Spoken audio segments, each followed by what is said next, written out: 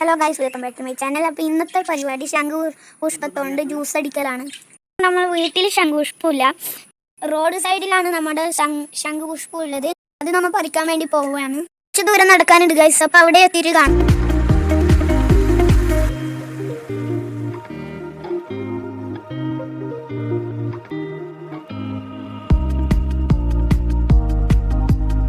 ഇതാണ് ഗൈസ് ശംഖുപുഷ്പം.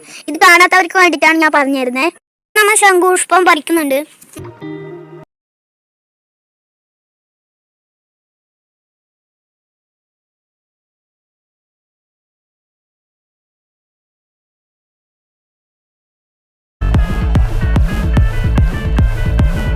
ഒരു സൽപുത്രൻ പിറന്നട പണ്ട്, മഹാധ്യായം തുടക്കമയന്ന് ഇത് ദിക്കെട്ടും മുഴങ്ങിടും പാട്ട്.